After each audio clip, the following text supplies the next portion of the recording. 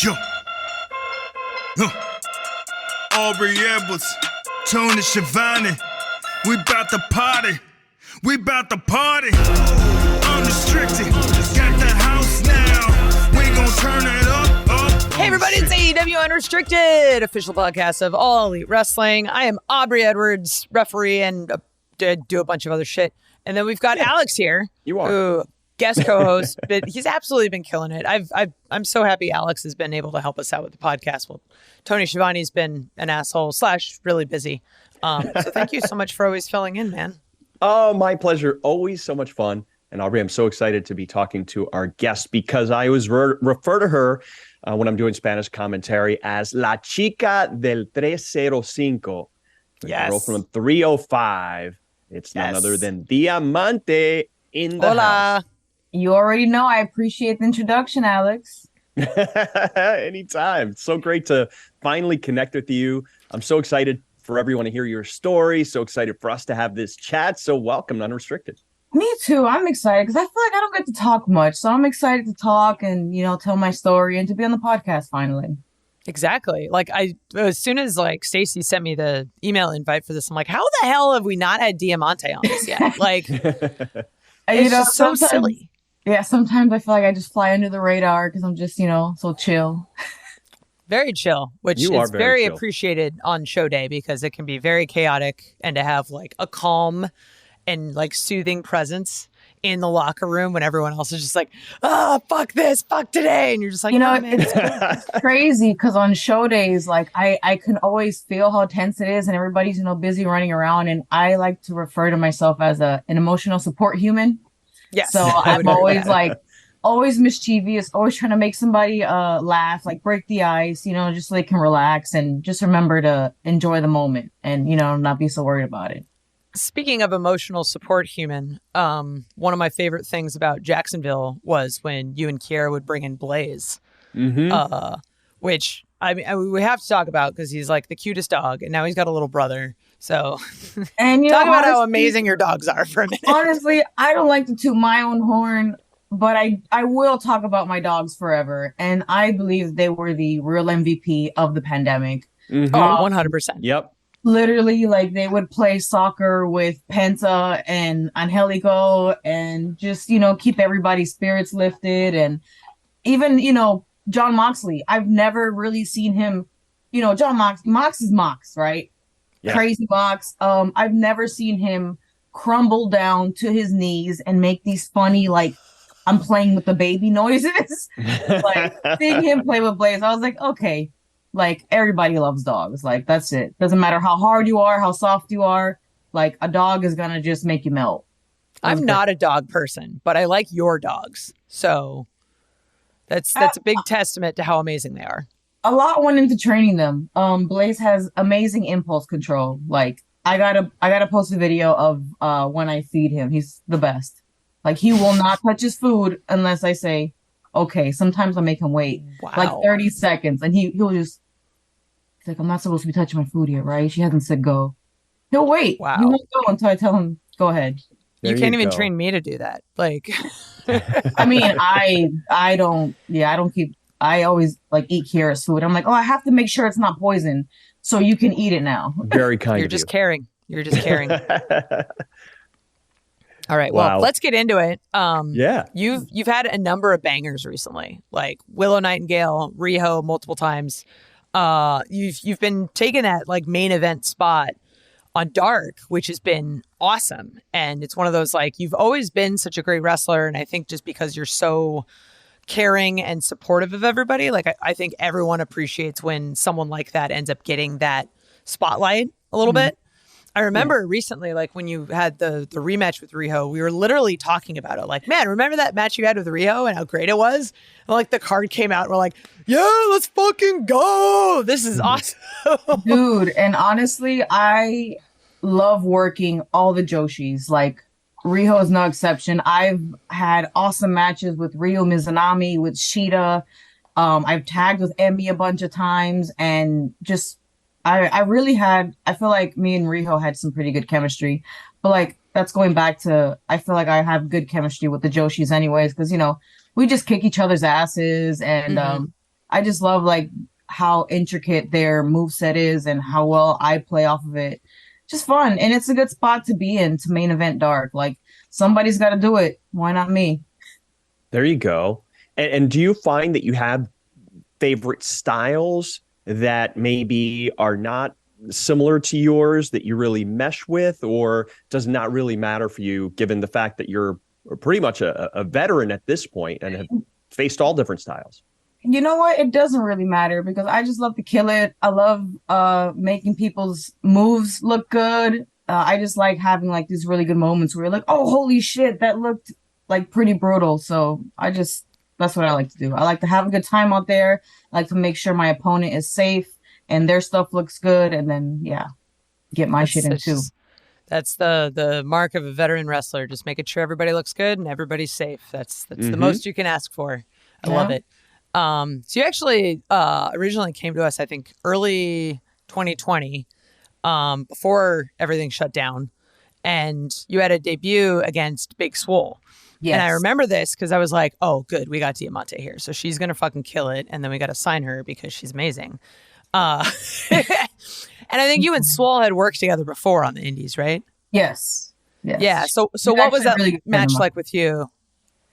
Well, she is a really good friend of mine, and I believe that she personally requested this match. I believe they were gonna have her work maybe like somebody maybe a little less well known or like somebody a little more random.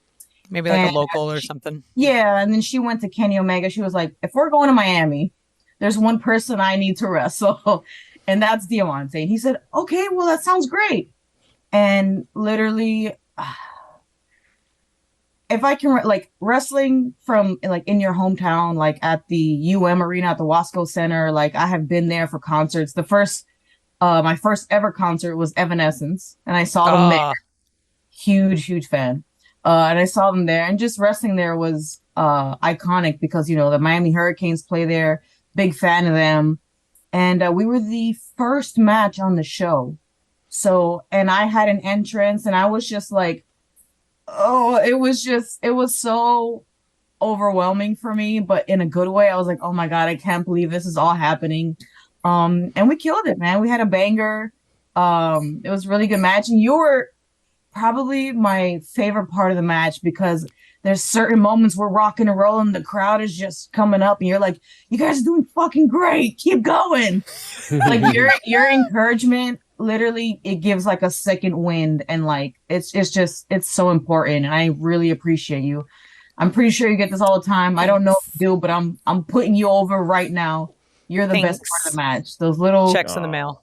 Those little encouragements are the best from you. I always just feel like wrestlers kind of like get caught in the moment where they're focused on like what they're doing, making sure they're selling, what's the next move, where do I need to sell to? And you kind of like just forget that you're in front of all these people that are loving you. So I try to just remind you that it's like, hey, everyone's loving this. You're doing great.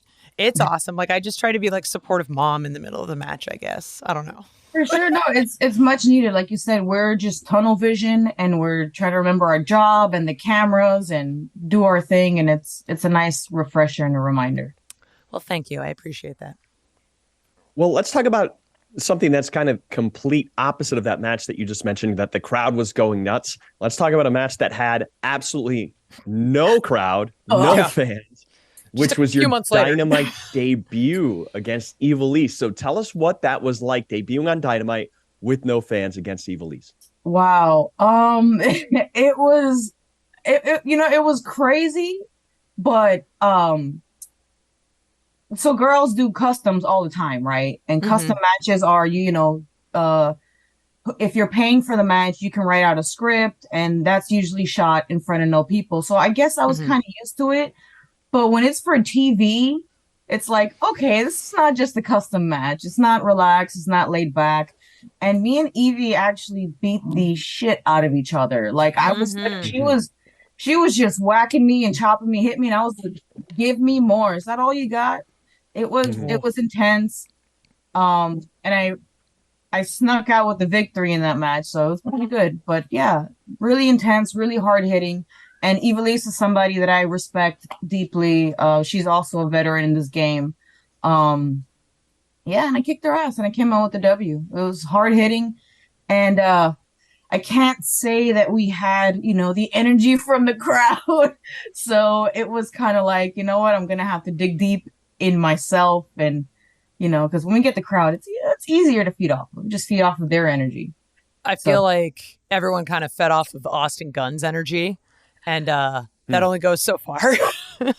Austin Gunn was definitely the unsung hero of the pandemic era. I don't know how he did it. Every night, he just gave us everything, all his energy. And I'm like, man, he's ringside and he's giving us all this. Like, I can appreciate that. And then it again, was the same at 9 p.m., same at 2 a.m. Like, he never had an off switch. There was no down. It was always just a constant high. Right. And I'm just like, is he just going to crash and like die once we're done? Like, how is this going to happen? He never did. Oh my God. Wonderful. So it's funny that you had your Dynamite debut against Evilise, because then you guys went on to win the women's tag team tournament as partners. So how did you go from enemies on Dynamite to partners in this awesome tournament? You know what? I feel like it was kind of like a street thing. Like, if we're gonna, like, you have to, like, earn respect. You know what I'm saying? You kind of have to, like, put the other person through the ringer and see what they're made of. And I believe that Evie, I'm sure she thought she would be the victor in that match. And like I said, I beat her, and I'm sure she didn't expect it. So I'm sure I earned her respect. But not only there, you know what I'm saying? But, like, yeah, I earned her respect, and I guess she felt like I was good enough to tag with her to try and win some tag team gold. And, we actually did that. We were the first ever tournament champions for AEW.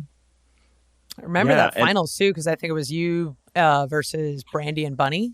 Yes. And like everyone at that point was just like, oh my God, like this is everything about that. Like it was just structured so well. It was awesome. Like everyone who was teaming together was just like, these are good matches. These are great mixes of people. Mm-hmm. It was just so incredibly awesome. And I was so proud of you to see you win this thing.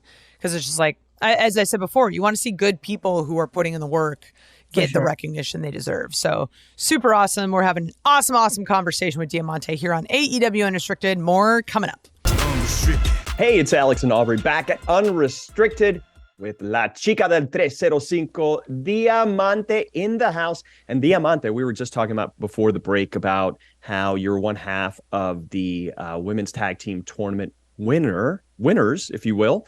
But I want to talk about something that was, I'd say, almost equally as exciting, because you had a chance to take on Jade Cargill on Rampage Grand Slam in Arthur Ashe Stadium. And not only that, but you had Trina by your side. Tell us about that moment. Oh, talk about legendary Miami-born people, man. I'm not gonna lie.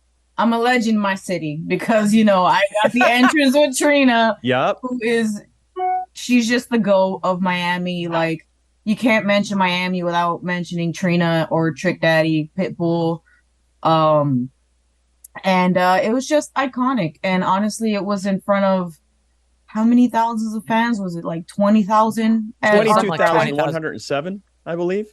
Yeah, something like that. It was wild. It was wild. The match, it wasn't the longest match, but I will say that I stood in the ring and I looked up and I just took the moment in, because I was that was most definitely the biggest crowd I had ever been in front of. Like, most definitely. And it's iconic Arthur Ashe. Like, and it's somebody like Jade Cargill, who's literally been unstoppable. I thought I had a good chance, but she just shut me down. She was too powerful. But that's not to say that I haven't been watching her tapes and strategizing. All right.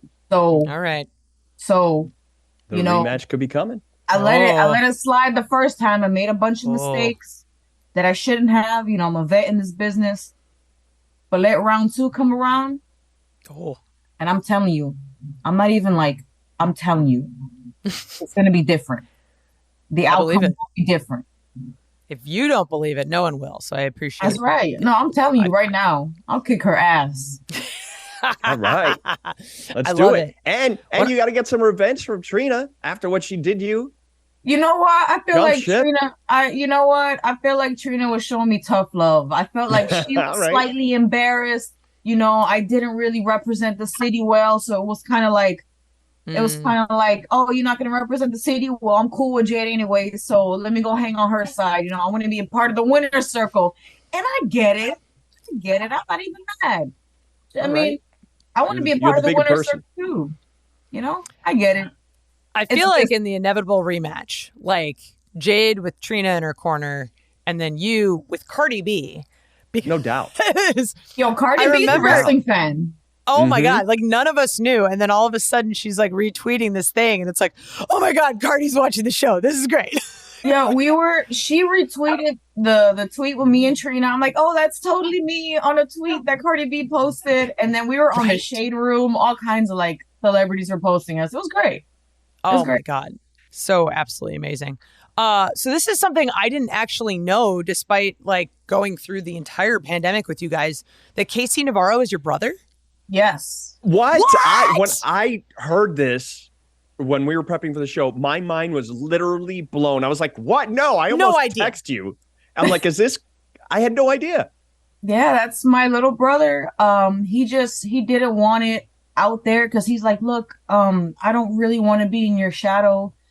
We can start telling people. Respect. We can start telling people once I get like bigger and so I'm not riding your coattails. Kid's a workhorse. He inspires me. His passion for this business. The kid doesn't stop. He's talking to his phone all day. He's talking to a mirror all day. He's cutting promos on Instagram Live. He's talking to his fans. He doesn't stop. He eats, lives, and breathes professional wrestling. Damn. And having him around, like we talk every day. We FaceTime every day. He makes sure that I'm in the gym. I make sure he's not skipping leg day and he's eating like, because, guys like to work out the upper body, but they forget about the foundation. I make sure he's not skipping leg day. I make sure he's eating his meals and not just chicken nuggets, so he gets big. But yeah, he's the best little brother that I could have ever asked for. He's amazing. And he loves his business. So did you guys like grow up like both loving wrestling? Oh yeah. He's a big John Cena, Zack Ryder, Roman Reigns guy. Like, oh my God, huge. Like he dresses up like he dressed up like them all the time, and those are his heroes. And he's actually getting to wrestle Matt Cardona, aka Zack Ryder, soon. For I think a promotion in. Can't remember which promotion it was, somewhere in his area, like New Jersey, PA. Yeah, he gets to wrestle Matt Cardona in a couple weeks, and he sent me the picture of him doing a meet and greet with Matt Cardona. He had to be like 11 years old, and he's 23 now. Like fast forward a decade, and he's gonna get to main event with one of his idols. That's pretty awesome. Cool. Yeah, it's very cool. Very proud of him. Very proud of him. That's incredible. The things you learn. Wrestling, such a small world. This is so cool. Yeah. Speaking of wrestling, let's back up a little bit. How did you get into this crazy world of professional wrestling? Tell us about that. Were you always a big wrestling fan growing up? Like we all are, right? Always a huge fan. So I lived with my grandma. So my mom and my dad got divorced. Sad story. And then I went to go live with my grandmother for like 2 or 3 years. And my grandmother at the time was raising my cousin, who was going through a long story. Like he had a bone marrow cancer in his leg. So one of his legs got amputated. He was in and out of the hospital. Yeah, like she cared for him a lot. So he was like my hero growing up, because I was like, man, he was like almost like he had like a 30% chance of living. And he made it through. He beat chemo, he beat cancer, and made a full recovery. And literally he had one leg, but he was the fastest kid that I know. Like he didn't let anything slow him down. He kicked ass, and he kind of always had his way. And it was me, my sister, my cousin, and my mom in a one bedroom on Mhm. bunk beds. So yeah, we were crammed in there. And it was just one TV. So he decided what was on the TV, and he would always put wrestling on. Hmm.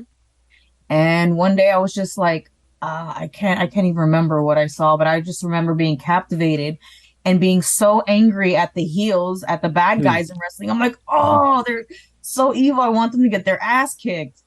And I was just captivated by the sport and the drama and the storylines. And fast forward a couple of years, I was still watching wrestling in high school. And I was like, man, I gotta be the only one who still watches wrestling. Like, I don't know who else watches wrestling still, right? One day I'm in high school. Shout out Miami High, home of the Stingarees, Cool. class of '09. I was in high school one day having lunch just in the courtyard. And I remember hearing a group of people talking about like the Monday Night Raw that just happened. And my ears, yep. I was like, Your oh, spidey senses were tingling. I Yeah. kind of just invited myself in the conversation, and those close group of people became my friends. And it turns out that they had their own little backyard fed called ETW, Extreme Teen Wrestling. Ooh. And I was like, you guys have what?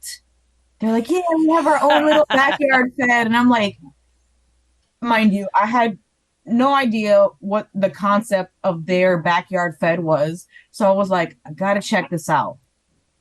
My mom was pretty strict about making sure after school every day I went home on the bus. I can't miss the bus because she paid for the bus, right? So I can't miss it because I'm gonna have to probably walk home, right? Uh, so my friends were inviting me for weeks and for months, and I'm like, yeah, yeah, I'll go one day. I'll go one day. One day after school, one of my best guy friends is standing there, and he's like, "You've been telling me for weeks, you still haven't come." And I go, "You know what? I'll go today." Pick up the phone and call my mom. Like, hey, mom, I'm not gonna get on the bus today, but I'm just letting you know, okay? I'm gonna go to my friend's house because they have a backyard wrestling thing. It's totally fine. It's totally No fine. worries. No worries. I'll be home later. All I can hear is, "You better get on that bus." All right, bye, mom. Love you. Oh, I love it. And I got to my friend's house, and some of them were a part of the what is that class called? Like production class where you like Mhm. film like the morning news and stuff like that. So they had camera equipment. Yeah, so they borrowed the camera equipment from school, and they were cutting promos.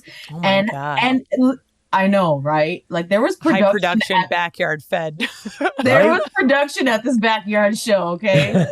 They were cutting promos and putting it together, and they literally taped their stuff on VHSs to have like a whole show. And I was just blown away by the effort put in. I was like, whoa, like they're serious about this. Like this is a real thing. And I just joined them. I think I ran at somebody, gave them a crossbody, and I was like, wow, this is like something tingled inside of me. I was like, oh man, this is definitely what I got to do. Like I know what I want now in life. Damn. And I hung out with them and did their little backyard thing, and then um we got transferred to someone who was training professionally, and that was my trainer. His name was Rusty Brooks. God rest his soul. He passed during the Mhm. pandemic. And yeah, he trained a bunch of backyarders and made us pros. And yeah, here I am. Fast forward 12 years later. Wow. That's Yeah. that's wild. It's always funny hearing people who are like, "Oh yeah, I just wrestled around a backyard and then got trained and now I'm on TV." Like it's literally one of those like dreams come true type things, right? Like super dope. Yeah. Yeah, sometimes I get to work, I get to AEW, and I'm there backstage at production, and I look out at the empty arena, and I'm like, man, like I'm just amazed to be where I am sometimes, like and grateful always. And I always like, Dope. it's always the little things. I always take in the moment. Even if I'm not on the show, I just look around. I'm like, wow, I'll be wrestling here later, It's Yeah, nice. it's real cool. That's super cool. So before you were Diamante, you were Angel Rose. So share the name behind that, like name and gimmick, and kind of like where did the transition happen?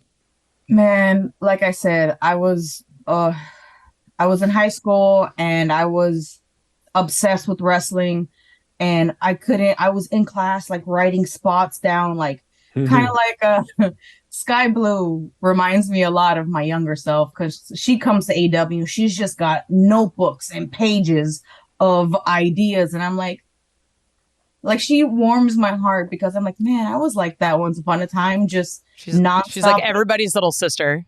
Yeah, like just nonstop thinking about wrestling and just writing it down like in your class, like in your notebook and stuff. And I'm like, I gotta have a cool name, right? Because you can't be a wrestler with like a whatever name. So I'm like, what can I throw together? And I was like, I'm sometimes I'm like really, really deep in thought, and I like things to have significant meaning that mean a lot to me. So Angel, I have angel wings tattooed on my back, and I Nice. feel like I've always, like my father passed away like 3 days before my 10th birthday, so I feel like it's actually his birthday today. Oh, Wow. Yeah, but I named myself Angel because I always feel like there was an angel watching over me and guiding me, and I always like he's got to be it. So, um, yeah, one second. So yeah, I always felt like I just needed like like a higher power, like a higher energy right. source. So I'm like angel connection, okay, my dad, that's a way to put my dad in it. He's my angel. That's going to be my first name. And then I just like roses. I have a rose tattoo on my arm as well because it's roses signify love, and I have a lot of love. I have a big heart. I have a lot of passion. So, and that's who Angel Rose was. She was a fearless, crazy little bastard who wasn't scared to throw her body around, and she didn't second guess anything. Very fearless. So yeah, I always brought my dad's energy to the ring and stuff. I always had that in my back pocket that like he's watching me and he's guiding me in every match that I have. That's So, awesome. Oh, that's a great story. So where did you transition into Diamante? How did that come to be? that was in 2017 when I got signed to Impact Wrestling. And I got linked up with Conan and somebody you may know as Santana and Ortiz.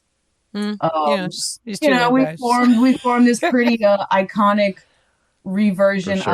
of LAX, the Latin American Exchange, and I was there with Conan backstage, and he's like, "Oh, we need a name for you," and I'm trying to think of something, and I'm like, "Man, I want to think of something that sounds cool. That's not like just generic or like corny." And literally, I'm standing in front of Conan, and he's got this magic about him before he cuts a promo, before he does a segment, he kind of paces back and forth and he's like talking to himself. He looks like he's rapping, right? Oh, yeah. And he's just like, he points at me and he's like literally like this. He goes, "I got it." He goes, "How do you like Diamante?" And I go, Oh, I was like, Nice. "Oh my God, that's perfect." Cause it's not just regular. And in English it means Yeah. diamond. Mm-hmm. Like some of the hardest, toughest stuff you can think of. And I'm like, fuck yeah, like let's do it. That sounds perfect. And so yeah, Conan blessed me with that name. that's awesome. I had no idea. I love Conan. Every time I get a chance to see him, I'm like, man, this guy's freaking great. He's so awesome. He is a character, and to work with him, it's like witnessing magic. Like it's pretty phenomenal. He's a great he's got a mind for this business like no other. He's amazing. He's amazing, and he's done amazing things for people. And So many people. So many people. And this is AEW Unrestricted coming up. We got more conversation with Diamante, including fan questions. Unrestricted. AEW Unrestricted, Aubrey, Alex, Diamante. We're having an awesome conversation. And just before we get to fan questions, I want to touch on this a little bit. So you and Kiera are together. And one of the things I love about you guys is how open you are with your relationship and like just getting it out there in the public and being such huge advocates for the LGBTQ community and representation in general. And I know that's as someone who's also in that a part of that community, like I really appreciate that. And it's awesome seeing the both of you both thrive, but also being supportive of each other. Can you talk a little bit about when you and Kiera decided to go public with all that? For sure. I'm not gonna lie. It was all very new for me because I'm used to keeping everything on the inside. Like I don't really like let my personal life out there or put it out there. I'm not like over the top with them. Very private, reserved. And I was never, honestly, before Kiera, I was never comfortable with my sexuality because I'm like, it's wrestling. I don't want to like weird people out. I don't know how everybody's going to feel, but that's just me living in my own head. You know what I'm saying? As opposed to living freely for myself. Kiera actually gave me a lot of that confidence. Like, I think we gave each other the confidence we didn't have, to be out and like just ourselves with our relationship. It was, like very, very different for me. Cause like I said, I was used to being just to myself and then just getting with her and seeing how happy I was like, this doesn't deserve to be hidden or kept behind closed doors. Like this deserves to just for people to see it and maybe to be inspired by. 100%. It was crazy because she announced it online and it kind of broke the internet. There was like dirt sheets or like news articles about it, and I was like, whoa, okay, this is like impactful. Like this is probably gonna make like a change, like negative or positive, it's gonna make a change. And it's just cool to be that, not like the forefront. It's just cool to be like, hey, look, I'm the change. Right. Because I talk about it so much. I'm like, oh, I wish somebody would do it. And it's like, okay, well, I guess I should step up and do it. So it's really, really, really cool. And it's a relief, to be honest with you. It's nice to just feel supported and to be myself and ourselves around our friends and coworkers and have like I said, undying support because everybody loves us and supports us. So it was life-changing for sure. That's really cool. And what's also neat about it is the fact that you also get to work together, Yes. whether obviously now in AEW, but in the past, you've also had an opportunity to tag up and win gold. So you were the Wild Tag Team champs for a while. Is that correct? Yes. Me and Kiera did win gold at Women of Wrestling. We won this tournament to become the new tag team champions. They hadn't had tag team champions in years, and we won those inaugural tag belts, and it was really cool. Because we are both like units by ourselves, but together we're like a force, and it was just very, very it's just iconic to like win gold with your significant other. Like it's kind of hard when you're in like a heterosexual relationship. You can't just win tag team belts with your significant other, but we get to do that. Yeah, it's kind of dope. Cool. I didn't really think about that. That makes a lot of sense. It's like this isn't an opportunity that a lot of people get to experience. Right, like we wear each other's clothes. We get to fit each other's clothes. It's great. A lot of people don't have that luxury. Like she fits my shoes. It's great. Oh man, that totally opens up your shoe game too. If you can wear someone else's. Oh, I'm jealous. Yeah, winning the tag gold. I just love that our chemistry like in the ring like was showcased, and like we have chemistry in the ring, outside of the ring, like. We're really close. We're like best friends. So it's nice to have footage of that and to see how we look on camera. So it's cool. It's great. And Yeah, and for people that don't know you guys, like you guys are just perfect together. It's just so absolutely wonderful. It's one thing to see both of you thrive, but to see both of you thrive together at the workplace, it's just like, oh, I'm so proud of you. This is For wonderful. sure. If she has a match, I'm there supporting her and telling her, she's got it, and reminding her she's a superstar. And if I have a match, she's supporting me, number one. So great. This is a nice segue into our fan questions. So Ryan Slee asks, if AEW did a mixed tag tournament, who would you want to tag with? Ooh, a mixed tag tournament. You know what? I'm going to have to look at Alex and say, I'm going to have to steal one of your guys and probably take Ray Phoenix. All right. That's a good choice. I want to see that. I think me and Phoenix would kill it, and we would be a dope-ass team, for sure. Yeah. That's a really great answer. What a combination. For sure. Dude. My mind is blowing up thinking about it right now. Like, dude. I think there could be a lot of good stuff coming out of that. Oh, yeah. Oh, yeah. So this is a really kind of topical question that Exile to Halifax wants to know. With all this hype coming up about Wembley Stadium this year, if you could perform at any venue in the world, regardless of size or event, which would it be? Any venue in the world? Any. World's your oyster. Oh, man. Talk about no pressure, huh? I mean, I don't want to like have like a small answer and say, what is the arena called now? Because they went through different owners. The Kaseya Center in Miami. Was it the American Airlines? Yeah, the AAA. Yeah, I'm always gonna refer to it as the AAA. Of course. But, yeah. That would be it. But I'm trying to think like maybe like a Coliseum in Rome. I don't know, something like that. Yeah. Okay, that's what I want now. Like, something like just completely out of the box. But Wembley's up there, but like something like the Coliseum would be sick. Wow, that would be cool. I don't think they've had many wrestling matches there. That's yeah, but why not? Maybe back in the day. Yeah, back in the day. They were different kinds. Back in the day. Different kind of wrestling. Really glad someone's asking this question because I want to talk about this and highlight all of your work in this. Deadite Phil asks, so you've been working on a new training program focused on fitness. You have incredible conditioning and just like the progress that you have displayed in the last few months. Yeah, I mean, like, look at it. Put those guns away. Like, you're going to need a license, ma'am. Easy. So what has that been like? Like, what was the impetus for that? And, what is your training program right now? And I will copiously take notes. It is a lot of cardio and carb cycling. So yes. I got the knowledge. I actually have another brother, an older brother. His name is Ricky Martinez. He's actually a wrestler as well. He competed in his first bodybuilding competition back in December here in Tampa.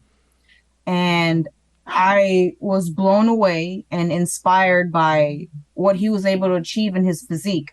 He won first in his class. He didn't win the overall competition, but he won first in his class and size. And he gave me a diet. And I was like, I want your diet. And it was a lot of egg whites, a lot of cream of rice. I have a bomb-ass cream of rice recipe. It involves blueberries, bananas, cinnamon, sugar-free syrup. You'll thank me later. Wow. Oh, my God. Yeah, we'll be getting that on Wednesday. Oh, yeah. But yeah, it's intense because I went from eating maybe 2 to 3 times a day to 5 meals a day. With the protein it's just constant. Yes, all day, every 3 hours, eating food. So I would wake up in the morning and do 30 minutes fasted cardio. So cardio, no food in your belly, just maybe some water, maybe some black coffee to not break the fast. Cardio 30 minutes every morning. Get a meal in, get another meal in, hit the gym for about an hour and a half to 2 hours, and then cardio after the gym session, 20 minutes. And yeah, I was doing that every single day for 4 months. And these are the results, baby. Paid off. There you go.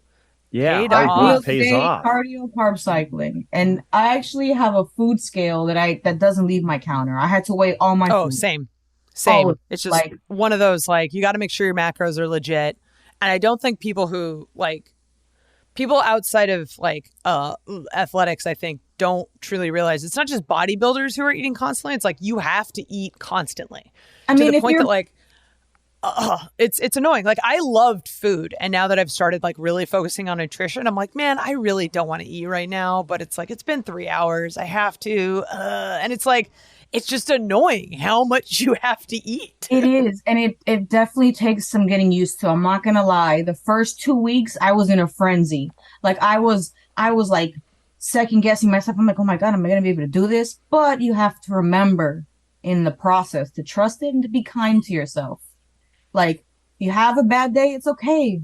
That's why we love tomorrow, right? There's always tomorrow. Just be kind to yourself, and tomorrow's gonna be a new day.